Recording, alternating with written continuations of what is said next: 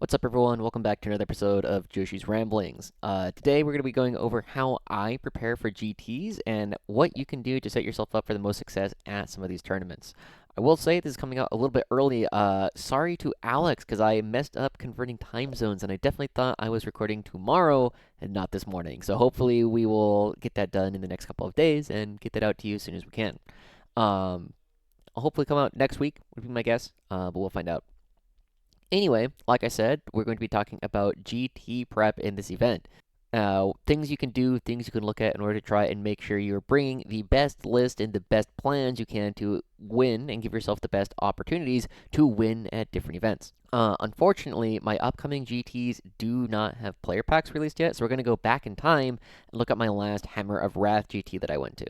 So, when we go to a GT, if you're going to a 2 round event, you almost always know all of the missions that you're going to be playing before you show up to the table. This is really nice because it allows you to make some different decisions about what you would normally be bringing to an event. Like, do you want to bring different units? Do you want to bring different styles? What is it that you want to try and do? So, this is a normal looking player pack. It's a little bit short for some player packs, but it is pretty normal for what you might expect. And it's got a logo, it'll tell you where it is, but the couple of things that we're looking for in particular in terms of playing are going to be found here. So the first thing that we care about, that we always look at, is what is the FAQ that is currently being used, because Warhammer and Games Workshop has so many different weird spots in the rules where you can interpret them one way or another, or it's not exactly obvious if you can do something or not. You look for the FAQ. The biggest thing that you're generally looking for is, are you using FLG, WTC, UKTC, or a different set of FAQs?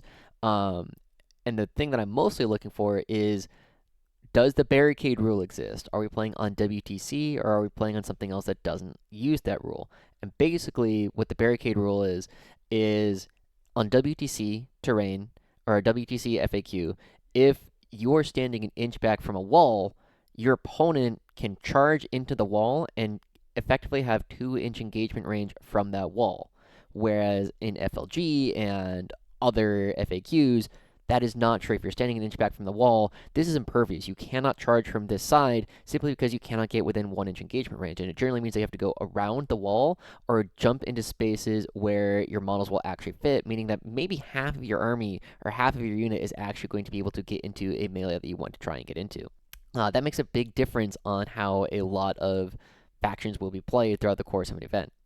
After that, you're generally going to be looking for secondary questions like, does Creed and Kazarkin, if they're together, do you get 2 orders or 3? It's not spelled out in the Games Workshop FAQs, so you generally have to ask on how they're going to be ruling that. Does Inspired Command require banking an order? How large are certain gaps intended to be in the actual maps, on the actual deployments? Can my Lehman Russ move through here?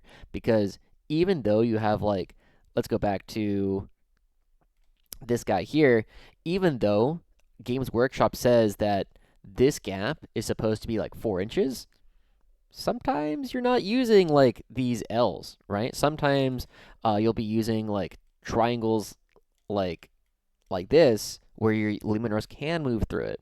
So understanding where your big tanks can actually move right off the bat is really important because it'll help you make some decisions later. Once we've talked about the FAQ, the next thing that you're generally going to be looking at is, you're going to scroll down, and usually this will be a bit lower, and you're going to look for the schedule. So firstly, you need to know what time you can get in the door. And I really recommend that you double check this, make sure you do not show up late to your first round. But the more important thing that you're generally going to be looking for is, what are the missions that you're actually going to be playing. So for this one, round 1 is Mission A, take and hold, raise banners, and tipping point. And then Mission N, the Ritual, Swift Action, Crucible of Battle. Mission B, Purge the Foe, Smoke and Mirrors, Tipping Point. And then day 2, we have Mission J, Linchpin, Raise Banners, and Search and Destroy. And the last one is Mission P, Scorched Earth, Inspired Leadership, and Crucible of Battle. Now, there's a couple things that we're generally going to be looking for in this. Firstly, you need to know one. So day 1 is being played on Games Workshop Terrain Layout 1, which is this one. And the second one is on Games Workshop Terrain Layout 6, and I'll show you that in a little bit because I want to talk about it before I actually get there. understanding what the terrain layout is going to look like is going to change a lot of your decisions. The second thing you're going to be looking for is um, these secondary missions, right? Raise banners, swift action are going to be some of these secondary missions, or not secondary missions, but mission rules that will change how valuable battle line is. Raise banners asks the question, do you want to consider bringing battle line scions? Does that mean you can't bring Lord Solar to this event? Um, Generally, you're still going to bring Lord Solar, but it does ask the question, is this a way I want to be playing for? The other ones that you're really looking for to justify Battle Line Scions, Rapid Escalation and Stalwarts. Rapid Escalation, because Scions are Battle Line if you have a Scion Warlord, they can Deep Strike on turn 1 with the Rapid Escalation rule. Stalwarts allows you to shoot and start an action while you are in combat with other units, which is normally not the case. And so suddenly, Scions can jump in, do an action, and then also shoot, which can allow them to be really effective in a lot of games. It's part of why I don't see Stalwarts come up very often, is because of how valuable it makes certain units, especially like Orcs. Other mission rules that you're really looking out for are one, Fog of War. Our turn 1 charge is viable because neither of us can Overwatch or Heroic Intervention on turn 1 because we can't use core stratagems. That makes a really big difference. I've definitely lost games or put myself on the back foot in games simply because I didn't process this and I allowed my opponent to get some turn 1 chargers. They usually don't do a lot of damage, but they oftentimes tie up my units in ways that prevents me from moving very effectively. Otherwise, if you're going to be looking at an event pack that has Hammer and Anvil being played once or twice, you really want to bring something like Gaunt's Ghost because it's really hard to move if your opponent can just string out infiltrators along your entire front line, and then you can't really get to objectives at all. You can obviously do this with almost all of the missions. They'll be pushing you in one way or another, but just having these in mind will oftentimes help out quite a bit when you're trying to build your list. The next thing that I will generally do is I will go over to the maps that we're going to be playing on. So like I said, day 1 of Hammer of Wrath was played entirely on Games Workshop 1. And from this, I will take this, this is from Tabletop Battles, and I will literally take this and put it into Paint. And the whole reason that I do this is so that I can draw out lines of sight.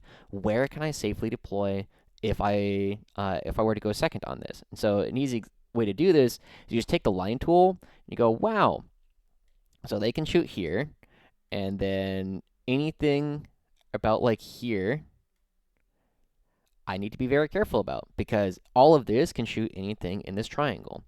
And then you look elsewhere, like or I guess the more important like follow-up to this is what happens if my opponent moves a tank 10 inches, can they still shoot? So if we were to have a guy like here, if we had a tank something like here, and it moves 10 inches to here, well now it can also shoot, something like this. It can shoot anything over here, so you have to be very careful about putting things there. So that's the first thing I'll generally do with all of these, is try and figure out what the firing lines are. Second thing I'm going to be looking at is how easy or difficult is it to be holding no man's land objectives. So an easy example here is like a guy standing here. It's really hard to shoot him from over here simply because anything that is around here is just going to get blasted going back. However, the one in the middle, you can generally put about like 2 models-ish on here to be on the middle objective while being completely invisible to the other side. However, your opponent can do the same thing. So you generally look, is there a way for me to, say, put 4 OC on this point instead of 3 OC from the opponent? And understanding these is a really big part of how you're going to be playing these missions. Other things you really want to be looking out for are what are their staging points. So naturally, because this area here is completely invisible to anything on the other side, it's very normal to put really big bricks of very scary melee units, places here and here, because they suddenly have this massive threat range, right? This can conceivably charge onto the home objective if it's here and there's nothing in the way to prevent it from getting there. It can also conceivably charge from here to here, depending on if you have advance and charge or any similar rules to that. You have really strong threat engagement or threat range from this rune in particular.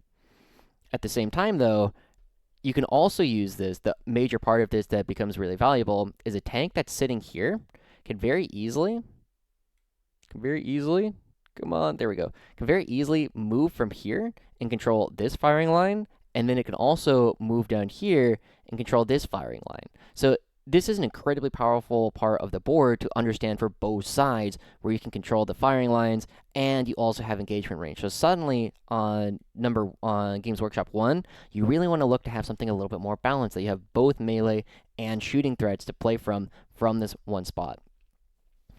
Another major thing you're going to be looking for is, are there good rapid ingress spots?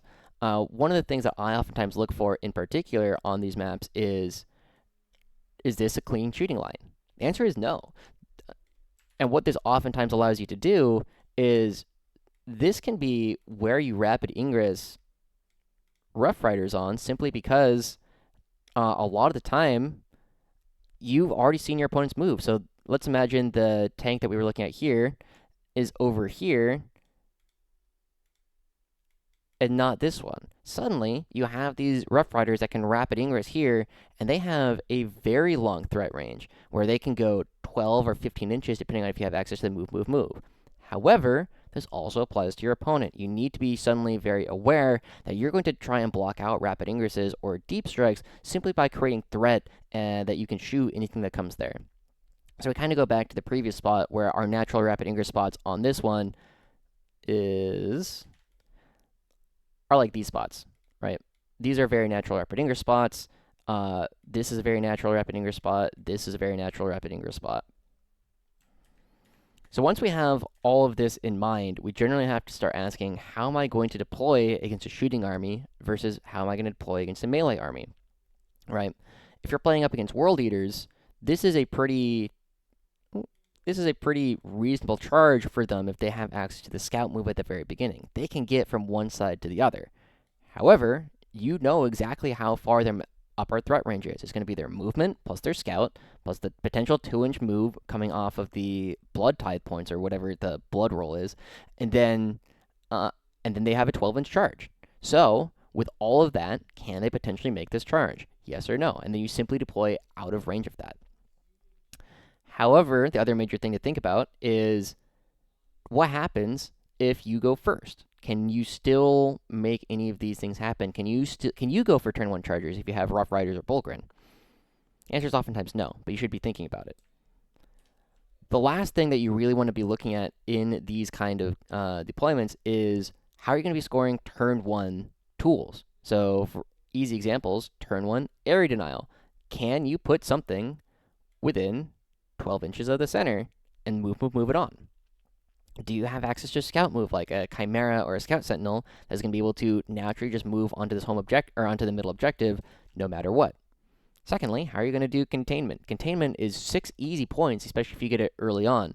So if you have like a Chimera here, it's pretty easy. You just take this guy, and you can just move it out here. However, this one is a little bit harder. You have to think about, what are you willing to sacrifice in order to score containment over here, and is that worth 3 points? Sabotage is also another one. So the important thing about sabotage is, sabotage needs to be done outside your deployment zone, but it's by unit, not by the piece of terrain. So if you had like a couple of guys just stand here, that's a very easy sabotage. Your opponent generally can't do anything about it turn 1, so you can get your 3 points that way. But these are all things that you should be thinking about. I would really recommend going into Tabletop Simulator, or you can use Paint or something like this in order to understand all of that. I also, at this point, kind of want to show you guys, this is something that I was doing because we were also playing on Games Workshop 6. This is a major thing that I was looking at, is how much threat projection can I actually put on the game if I were to go first? How much my opponent's deployment zone can I shoot? You'll very quickly notice that there's a lot. If you have a shooting army and you're willing to go very aggressive, your opponent deploys very aggressive, you can actually just demolish someone who deploys mostly on the line. But there are some safe places where you're never really going to be able to do any real shooting. In particular, this is pretty much completely safe. You can never shoot anything that's here. This is also very safe. You can pretty much never shoot anything here. And then lastly, of course, like anything behind here is pretty much completely safe. You're never going to be able to shoot anything. This tells you, one, how you can be very aggressive with your deployments, but also, two, how you can be completely safe to make sure that everything works. It's important to note that, I did leave it open, perfect.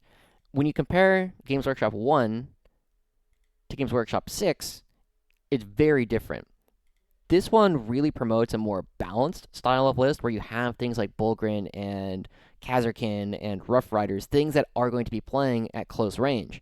Whereas this one really promotes very heavy shooting armies, simply because one of the major things that you'll look at here is that a unit that's here, as long as it's wholly within, can shoot pretty much this entire thing. It's only very small units that can hide in this small spot.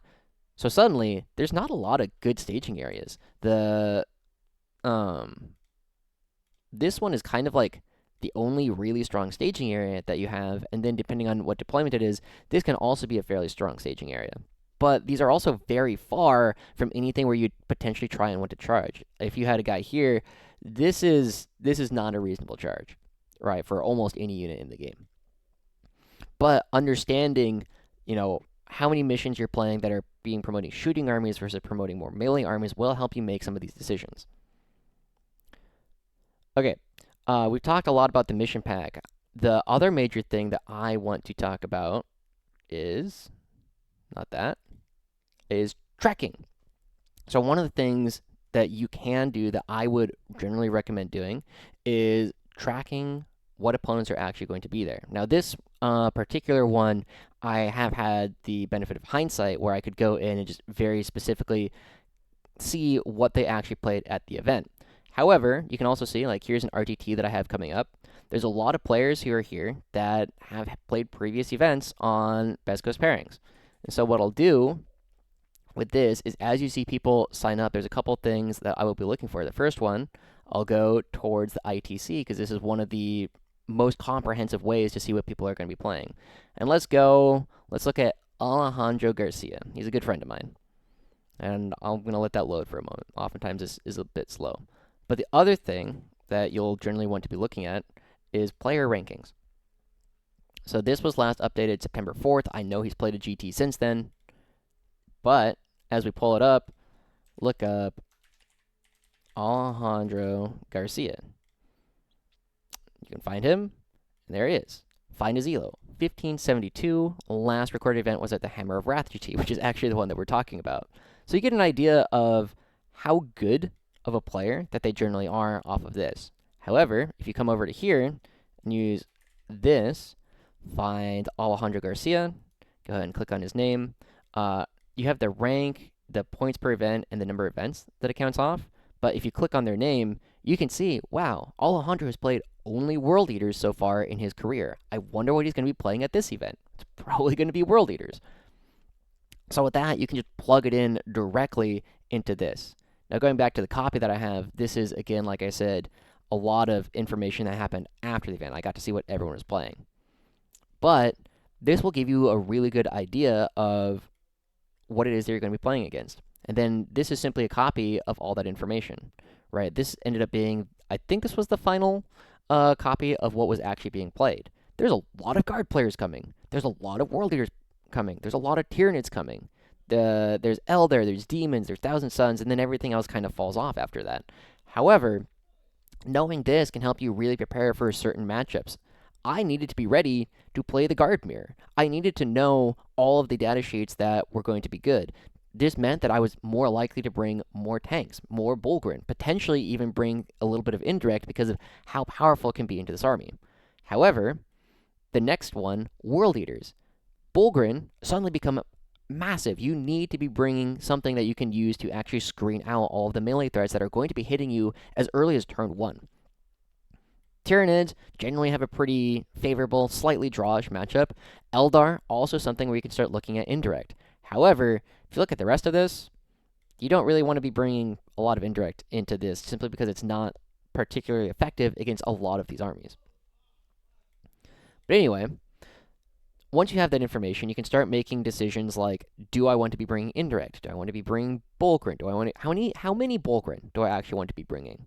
Other things that you need to be thinking about are how useful is a Vect? Do you want to be bringing the Kurov's Aquila and put it on a tank commander? Do you want to put it on a Tempestus Silent, Tempestor Prime? Do you want to be bringing a Calidus Assassin? These are all things that you have to be thinking about because you have to ask yourself how many armies are going to be bringing Armor of Contempt? How many armies have charge bonuses that they rely on for stratagems? If you look at this, not that many, right? Guard doesn't have a lot of stratagems that we care about having a Vect around. We mostly just have the neutral stratagems. World Eaters generally don't use their stratagems for a ton of combat. They usually get it based off of like extra, what do you call it? Feel no pains and stuff like that. Tyranids don't really care. You're mostly going to be in shooting battles with them.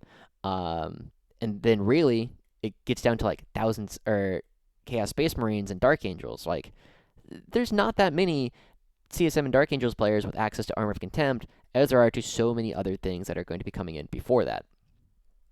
Other major thing that you want to be thinking about is, do you want to consider teching in Tech Priests? Do you want access to that 4+ invulnerable? I take a look at this, and there's not that much high AP that I'm going to be dealing with, especially in shooting. Like, Tyranids will have a little bit. They'll oftentimes bring a Tyrannofex. Some Eldar players will do it, but World Eaters, Demons, Thousand Suns generally aren't going to be having the AP necessary to punch through. Obviously, Thousand Suns can get it, but that's usually not something that it has to be this major concern about it, especially since it's just a +2 AP instead of just no save like it used to be. Other things you'd be looking at, Imperial Knights. Down here, not enough Warglaves. There's one Chaos Knights player, so there's not a lot of really high AP shooting that you're going to have to contend with, and so Tech Priests at this event, not as valuable as they would be at other events.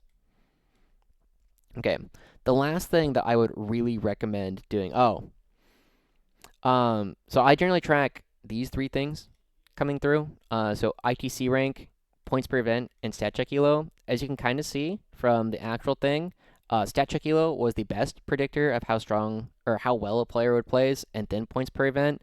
But as you can see, it's usually stat check elo is the most important one. But it's oftentimes the points per event is really helpful in determining players who are going to be surprises, right? Just because you have a stat check elo, you'll never be surprised at how good someone is if they have a strong elo, but sometimes you'll be surprised that a player is way stronger than the elo that they have. And so you can look at this, right? There's a bunch of players down here who do not have an elo. They've never played a GT. But you look at someone like Renny Padilla, who's doing all right, right? They had a pretty good event at the one event that they played in. They might be stronger than someone who has a low elo.